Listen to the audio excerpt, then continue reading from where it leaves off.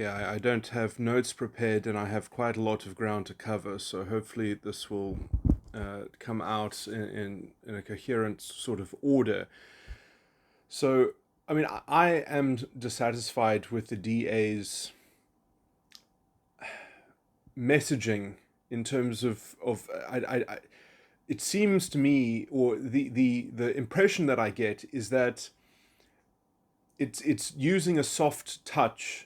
It's slightly vacillating over, and maybe it's doing this strategically because it's trying to garner or court a large base of support from an electorate which they're not sure will fall if they have a more stringent view in terms of targeting and combating the kind of ideological dishonesty that they get in the kind of race baiting and scapegoating that is looming. There is a very clear threat of what I can only describe as black fascism, and there is such little there really needs to be preventative rhetorical messaging that comes out of the DA if it's going to stand any chance of being able to diffuse the kind of dishonesty that is going to be lobbed at it, and that is, continually being lobbed at it. And the only way to diffuse that is you have to outpace it, and you have to rhetorically outpace it, and you have to kind of you have to start putting it to terms. Now, the general, this offers a myriad of concerns that relate to the DA. I don't understand the DA on the inside on a deep enough level, but essentially, I mean, I can imagine what perhaps some of the problem is that, look, I fully endorse the DA's party line that it has taken since its federal conference and adopting its new constitution, its new federal constitution. That's generally all great. Although perhaps I have some nuanced points to make about some of the structures, which are very technical kind of things, like the problem that I would have with I don't know if I should go into this. This is kind of, but maybe this is slightly, what's the word? This is representative of the general problem that I see, is that you have to have a party that is on the same page, that has a kind of a deep coherence in terms of, essentially, you need the party to, as a whole, and I'm going to use Helen Zille as a stereotype, you need the party to become more like Helen Zille. And I don't mean this, I'm not saying that Helen Zille should be the leader of the party. That's not what I'm saying. I think John Steenhuisen is actually been very good at making the right kinds of ideological statements that he has made, around the Phoenix posters and things like that.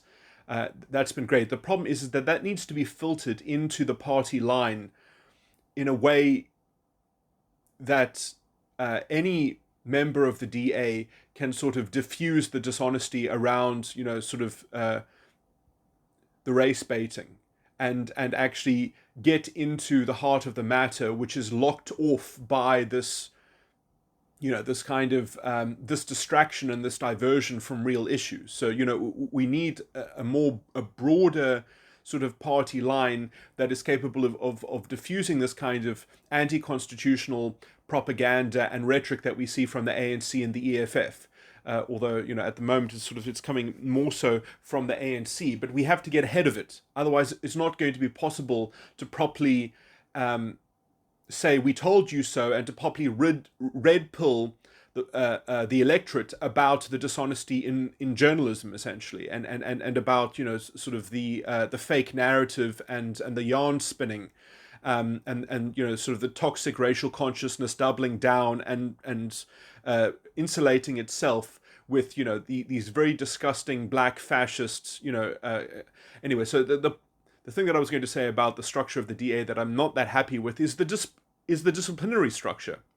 The disciplinary structure has as one of its central sort of principal pillars is that you cannot bring the party into disrepute. Now, this is a feeble standard. This standard is very superficial, because who can say whether you've brought the party into disrepute or not? Like, I mean, the party is, if you want to look through the eyes of mainstream media and journalism in South Africa, the party is already in disrepute because it's on the wrong side of identity politics. So, I mean, this is a facile standard. It lends itself into this kind of nebulous mess, which is always capitalized on by the kind of ideological dishonesty that we have to go up against.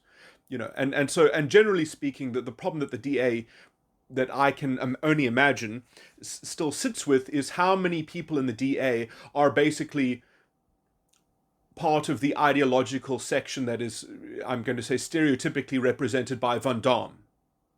How many Van Dammes are still in the party, and when they don't get to control their thing, when they don't get their way, and they get to kind of throw their weight around, able to kind of perform this narrative witchcraft, and always scapegoat, and always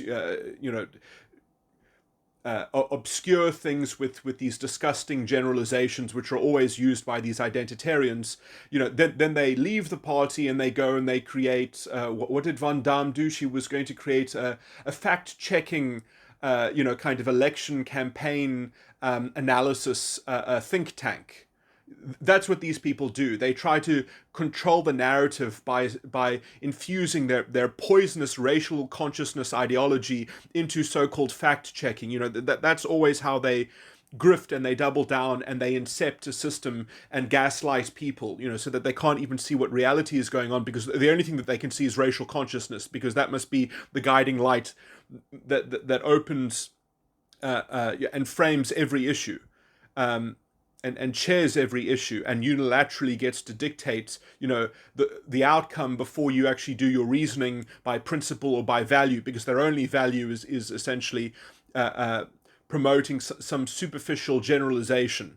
And there's so much moral corruption involved with that, and that moral corruption is essentially what has manifested as the political corruption, the state corruption, and the state capture that we still basically sit with, is because we are captured by this moral corruption. And until we start actually making the moral corruption palpable and a political topic for people to grapple with, that is a broad-based political party line, and perhaps the DA needs to sort of produce pamphlets about this, even within its own party, to win the argument and get everyone onto the same page, and, if I might say, get the Van Dammes in the DA out of the DA, because they're going to be a lead weight. They're going to drag us down. They're going to make the DA not be capable of diffusing the ideological honesty that is coming.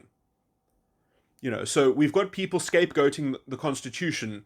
Lindiwe Sisulu, I didn't read her original article. I only had to read some other article about the supposed ANC backlash to her publicly airing her grievance that the Constitution is to blame for the lack of development. These people, they are so incapable of being embarrassed about their own corrupt political party and being embarrassed about their own corrupt performance that, it lends itself into further scapegoating even the Constitution itself. It just shows you how well you can just rationalize whatever you so wish if your first love is racial identitarian promotion, and racial consciousness. You can square any circle with such a disgusting creed and moral compass. Okay, so I mean, you see this constantly, this race baiting from the president himself. So, like, what does the EFF going around like thugs, so-called providing oversight over businesses that are following the law, and then they are having demands levied against them by this group of thugs? They are modeling black fascism. That's exactly what they're modeling. They're modeling that we should live in a top-down, executive-run society, a totalitarian society in which everyone must be mediated by a kind of executive intercessor that gets to judge you and culturally set the standard and culturally dictate. There's no more liberal order there. There's no more liberal freedom. It's all top-down control. And then you have Cyril Ramaphosa saying, okay, we're opening our own vaccine production capacity, and therefore we're throwing off the chains of colonial masters. I mean, how embarrassing to say something like that. I mean, the ANC is the colonial master. I mean, like, how can you say that in a country with so much unemployment, with so much poverty, with so many problems, and you're going to say that the problem is that we don't have our own vaccine production capacities, and now we're throwing off. You haven't got the basics right, and you're talking about throwing off chains of colonial masters. Black racialists are the new colonial masters, with their ideological chains of anti-constitutional, this black fascist movement that the ANC and the EFF is dependent on propagating, because it's the only way that they can save their pride in their toxic racial consciousness and use it to disguise their never-ending ineptitude and poor performance. They can't take any accountability for their own failures. They just have to scapegoat, even the Constitution. And it's disgusting to watch this. It's disgusting to watch the manifestation of black fascism, and everyone just tolerates it. No one is. People are talking about other things. I mean, like, this is. I tried to sort of outline this in my recording, talking about the burning of Parliament, or the fire at Parliament, and how that fire is essentially going to spread into the courts, and almost how that was designed to overshadow the courts with a kind of moral stain. The legal process has all this weird kind of contradiction in its formalism, just how sort of unreasonable it is, in that, we're going to charge someone with terrorism, while at the same time they're never going to be tried for that. They are just going to sort of be incarcerated or committed. So you've got this kind of this weird. I think it's making a joke of the rule of law. It really is mocking how sort of feeble the system is, and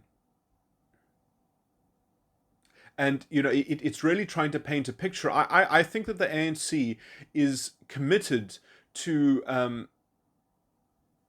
essentially deriding the rule of law and deriding the liberal order, and unless the DA preemptively starts to frame these issues in these terms, it's not going to be able to cry foul when they continue to make inroads and they continue to corrode the system, when they continue to corrode the liberal order.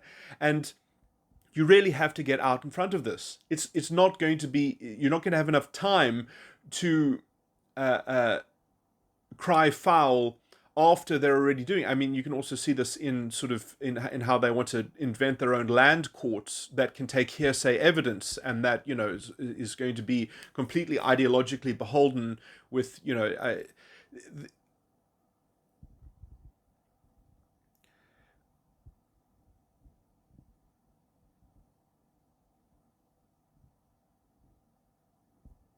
so yeah. I mean,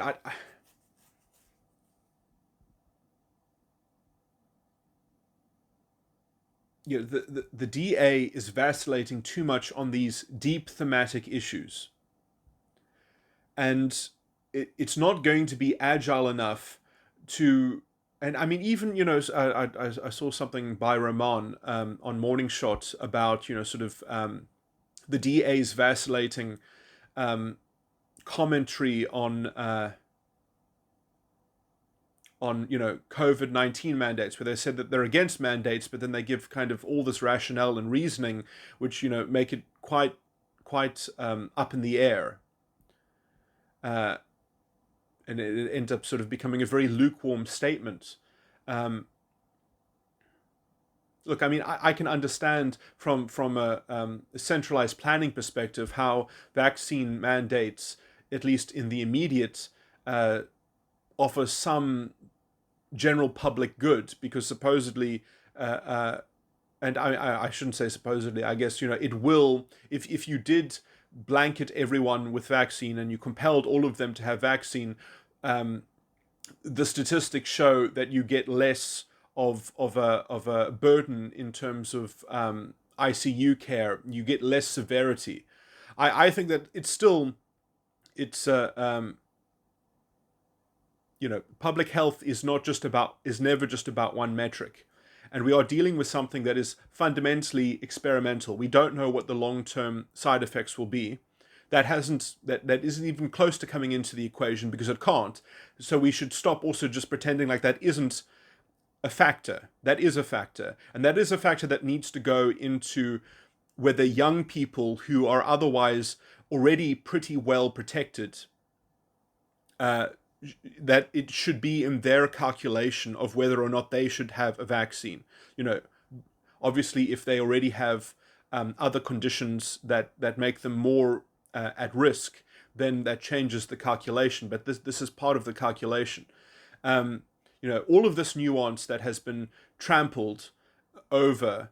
I mean, you know, and I'm really am playing the devil's advocate as much as possible, because there are other factors here which really completely change this equation.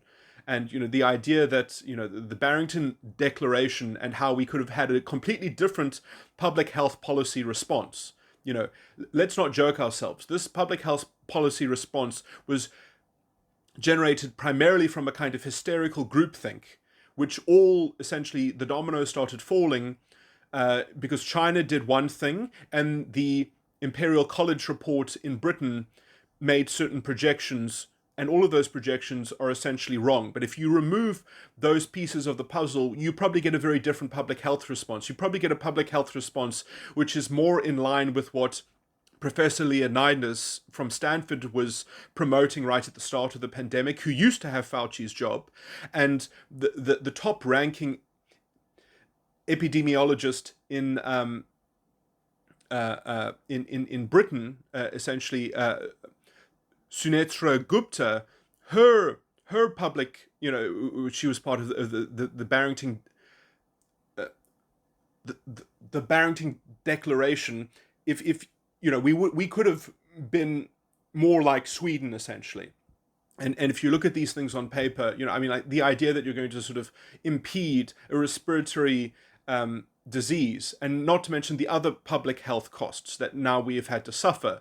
When we didn't do things like encourage the young to go and essentially attain herd immunity so that we could get through this faster, and then we would have actually lowered the exposure to the vulnerable section of the population. By just extending the whole epidemic phase of this, we have prolonged exposure to the vulnerable section of our population. There's so many stupid things in the public health policy that we cottoned onto. And I will say that this is also largely because our journalism and our public discourse has already been radicalized by identity politics. This is the same kind of, because you can frame this as a systemic oppression, and then you can kind of enforce a lowest common denominator, generalized solution to it, and it just doesn't. It's almost on a miniature model. This is the same kind of moral corruption and trampling on the liberal order, which is exactly what is represented by identity politics. So in a microcosm, it is formulaically the same kind of corruption of the liberal order that identity. Sorry, I'm just repeating myself now. But anyway, so and watching the DA vacillate over these things. Look, I mean, it has made a more stringent political party line, at least through its leadership, on these points. But how can members of the DA communicate this kind of stuff? It really does need to become more coherently diffused within the political culture of the party, and it does need to start being present, I think, on campaign posters. But now, it hasn't. The DA obviously does not want to push that line of argument too far because it's afraid of turning some people off. I guess it wants to try to appeal to a broader ideological electorate or something like that. Now that is going to come back to bite it, because then it's not going to be able to defend itself the way it's going to need to defend itself against the kind of ideological aggression and opposition that it faces in the mainstream media. So you don't do yourselves any favors by not hardening your edge and not being more stringent and not turning this into a broader based strategy in which you do eventually red pill people on these topics.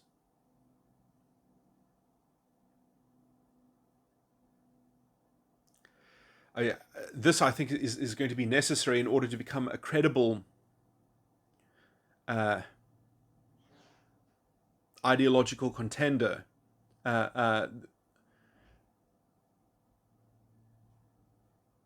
As the solution to these kinds of problems is that you're actually offering, almost philosophically, you could say, or moralistically, you are able to diagnose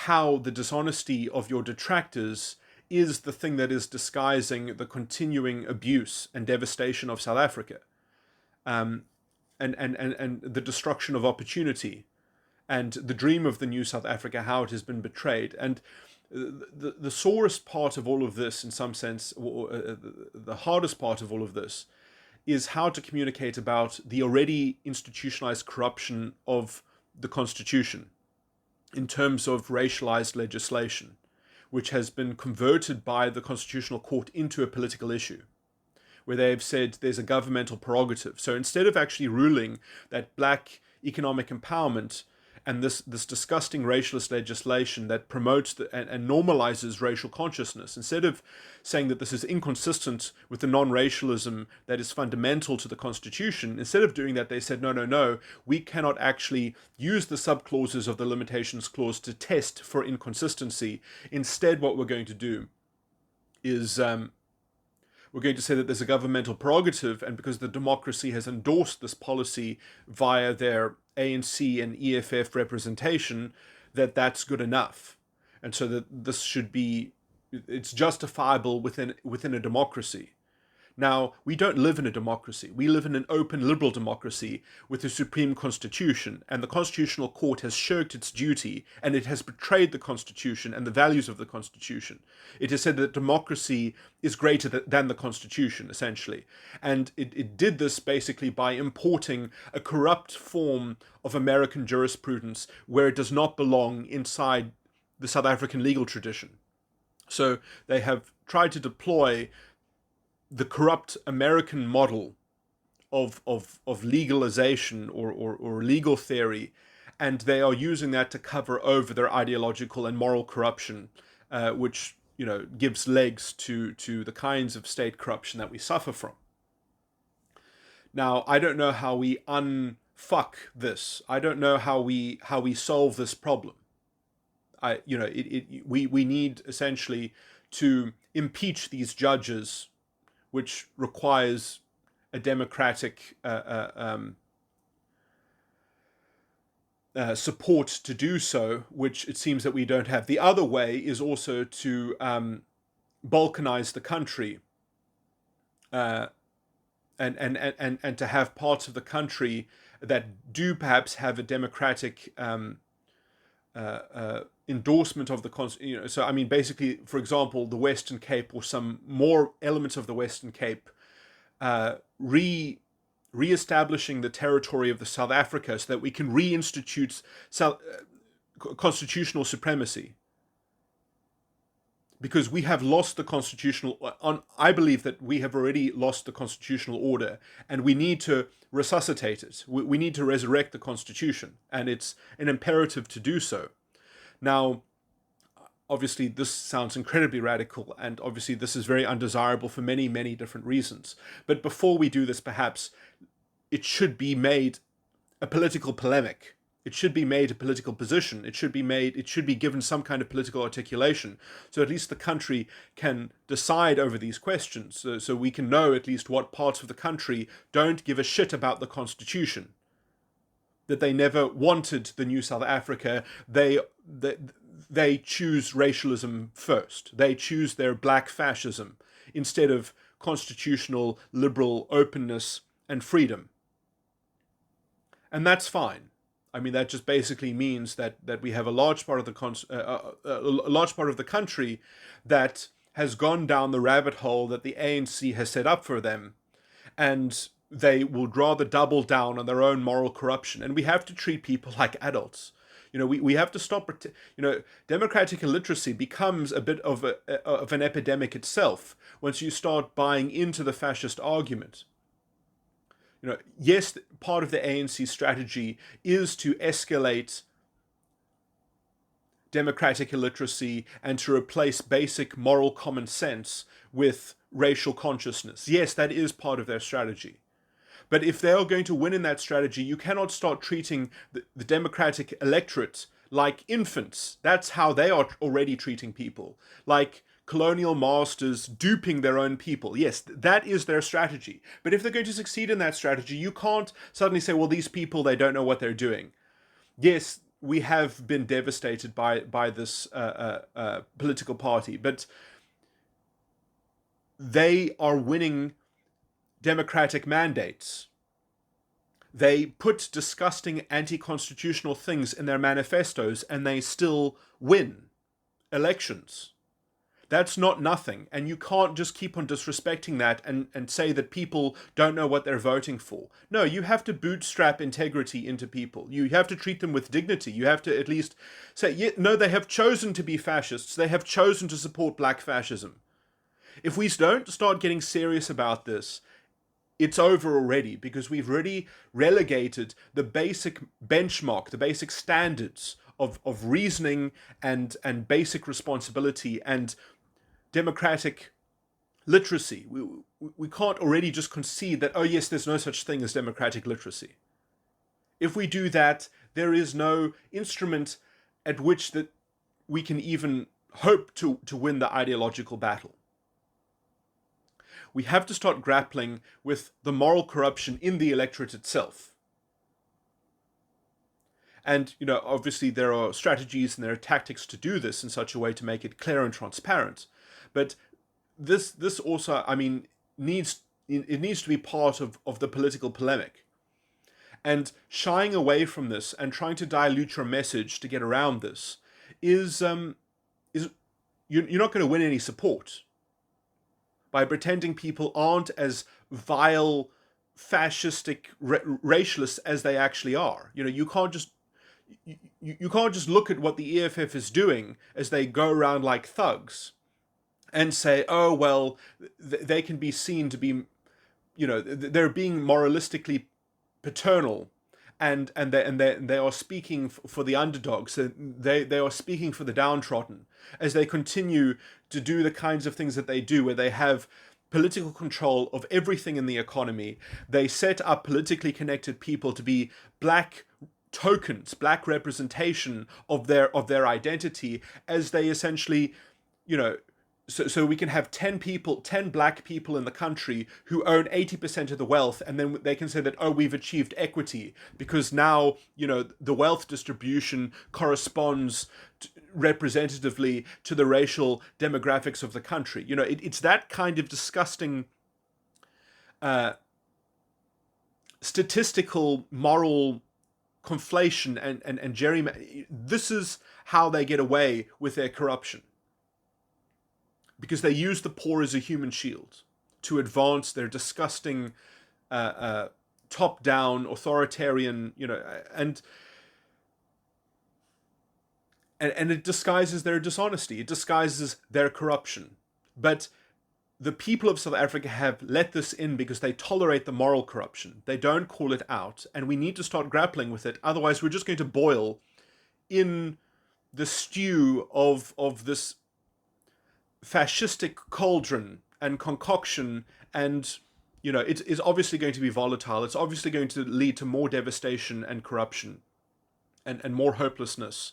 It always is its self-fulfilling prophecy as to why it needs to self-radicalize and make even further inroads.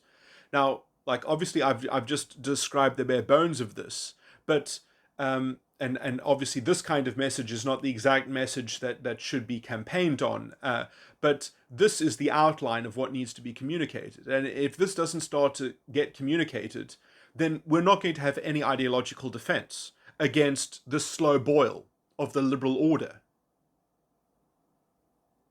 and the further devastation of democratic literacy.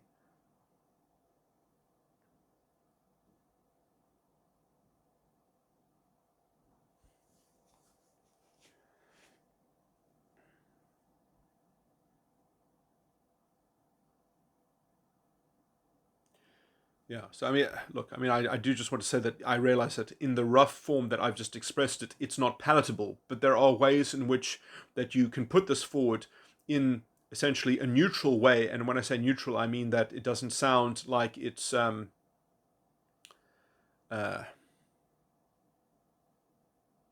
this sort of fire and brimstone condemnation element of it, but that it just sort of, it shows people that they really are empowered. They are democratically empowered. And yes, the lack of economic opportunity and, that being racialized in itself, racializing the lack of economic opportunity when it's really to do with national policy.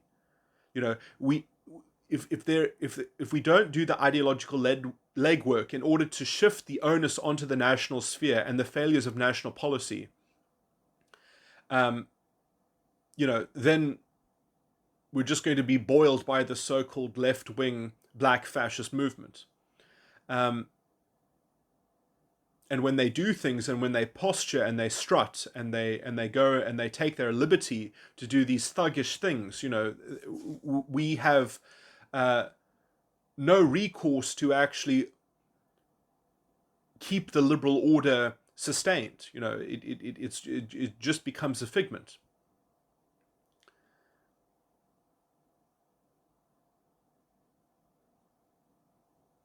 So yeah, I mean, there is, the DA has to start to exposing it. It has to learn to start exposing itself to a more robust ideological conflagration.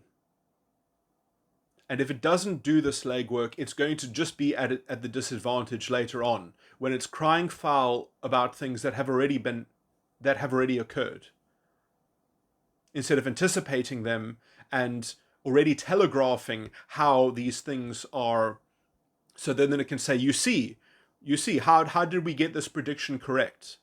And it's not, and it's more than just a kind of political chess kind of prediction. It has a moral thread to it. It has a moral message attached to it that can actually resonate with the electorate and with voters, that they can understand this stuff, instead of just it being a kind of managerial,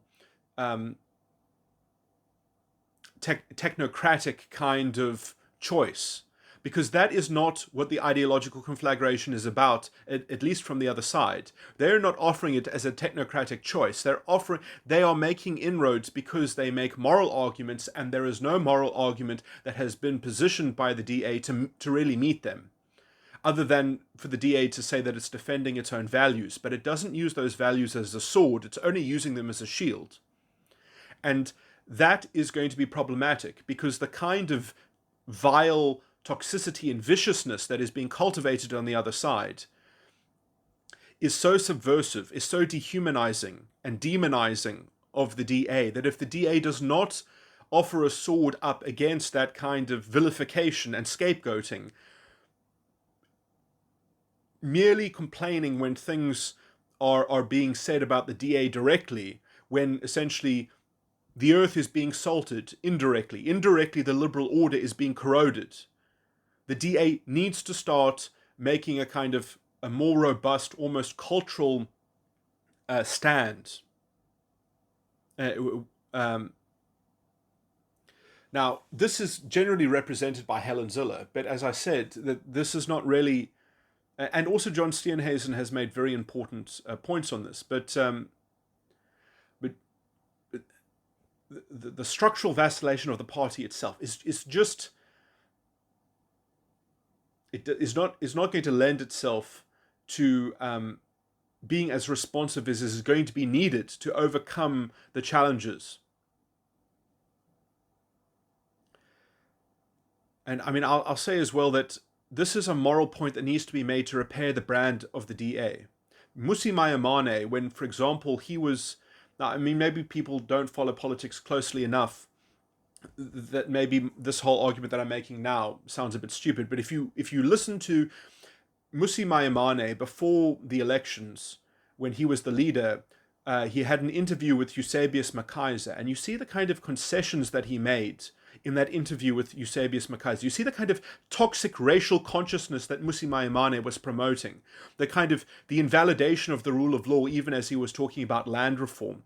And, you know, this cherry-picked and disgusting, dishonest reframing of the whole issue, which is always, you know, embedded within the racial consciousness and the whole racial polemic, which disgusting fascists like Eusebius Makaiser, and I'll even say Mmusi Maimane, was morally on the same side as this disgusting, you know, spiteful, you know, anti-reconciliatory moral consensus which gets brewed when you get these kinds of morally nebulous and you know, the kinds of moral shortcuts that these people make, you know. So I mean, now the DA has distanced itself from that, but it has not ideologically telegraphed this to the public. So the DA has taken on a completely new policy and a completely new direction, but it has done so opaquely to the public. It has done so in the dark. It said, oh, we've had a new federal conference, but it has not apologized for Mmusi Maimane. It has not apologized for people like Van Damme being as part of its party. And I know that maybe it's not part of the institutional culture of the DA because of the structure of the DA, that it can't make those kinds of gestures. But those kinds of gestures are important to repairing the brand of the party. I mean, the damage that Mmusi Maimane did to the DA in the Western Cape is purely because of its endorsement of racialist politics and its racialist sentiments. Where a large section of the electorate in the Western Cape who are coloured thought, okay, well, non-racialism is basically over. The value of non-racialism in South Africa, in which that we could actually be, you know, because let's just say that the DA is predominantly it's got a large contingent of white supporters, it's got a large contingent of coloured supporters, and it's got a decent contingent of black supporters. And how are you going to grow that? You're going to grow that through a common vision of values and justice and morality, essentially. But the DA has relegated that binding force through Mmusi Maimane, who diluted the brand of the DA, and that dilution, I think, has not properly been repaired because the DA has not done well in communicating its rebranding, as it were, because it needs to actually own its mistakes. It needs to mea culpa. That would be the best way for it to do that. And yes, it would be dogpiled by the media and it would be torn apart anyway because it would be apologizing for the wrong thing according to the identity politics crowd. So at the same time as doing the mea culpa, you also have to vilify the media and the journalists for their rabid racial narratives and racial scapegoating, and also I would throw in the president, Cyril Ramaphosa, who always, you know, is throwing in these colonial chain lines, you know, I mean, which is, it's so surreal, you know, the hyper-realism of this kind of racial rhetoric is you know, it's such a diversion. It's so dishonest, you know. These people are so incapable of being embarrassed about their poor performance and their moral corruption, that they double down on their moral corruption and they just get more vile. Yeah, so I mean, unless we start addressing, unless the DA starts addressing the fifth column, the race baiting, as its own political source of opposition, I don't see. It needs to start grappling with that seriously. And it's already started to do that in tying together the ANC and the EFF, in treating them ideologically as the same unit, is I think is a vital and important step in that direction.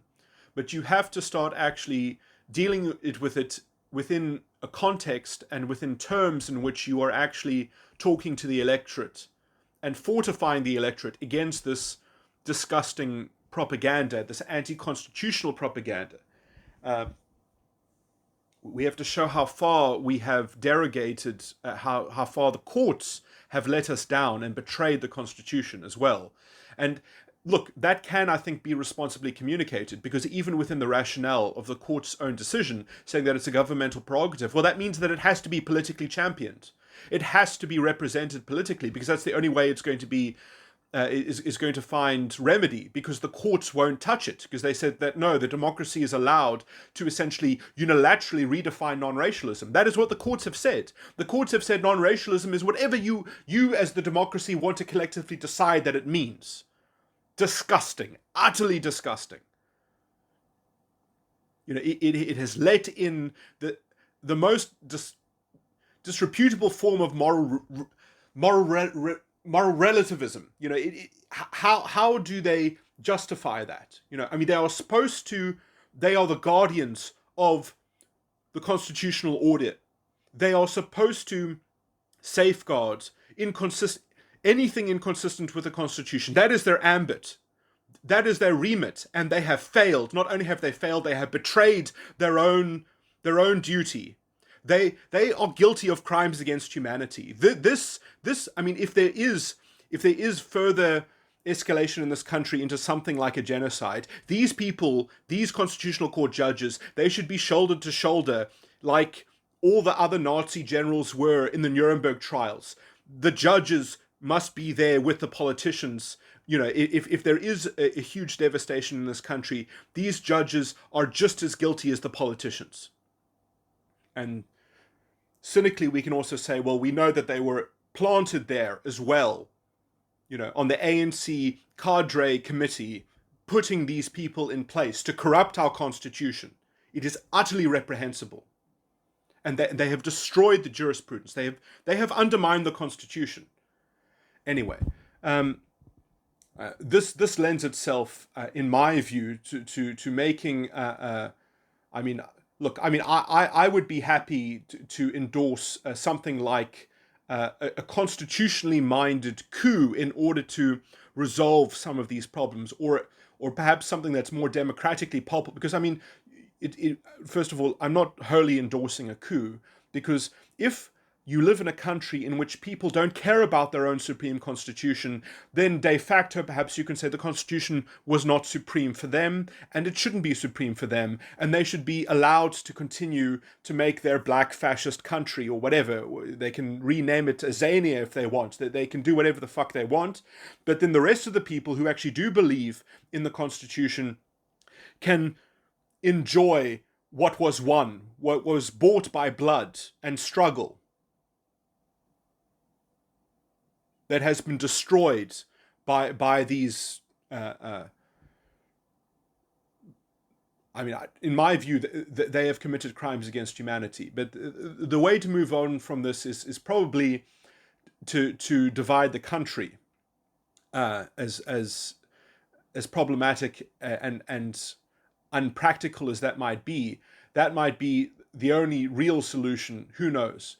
But it would be nice to actually have a political party that was actually trying its utmost to address these kinds of problems, because I think that they're unavoidable. They have to be tackled, and to try to skate around them is you're actually giving legs to the opposition. You're lending credibility to their position when, you know, they are scoundrels, and you haven't turned up the temperature of the rhetoric. You haven't, And that's because, the legwork hasn't been done. The DA has changed its party line, but it hasn't embodied this party line. It hasn't gone up against journalists in a more confrontational way, when they in a broad-based way, in which the party itself can very clearly set itself apart from the boiling of our liberalism into black fascism, which continues every day. The corrosion that we see when the EFF is walking around into restaurants and acting like a mafia, acting like a law unto themselves, acting like a prospective executive moral paternalism. So what do all of these things have in common? Cyril Ramaphosa talking about the unshackling of the colonial chains, and the EFF going around to restaurants, and Lindiwe Sisulu undermining the standing of the Constitution. It's all anti-constitutional propaganda.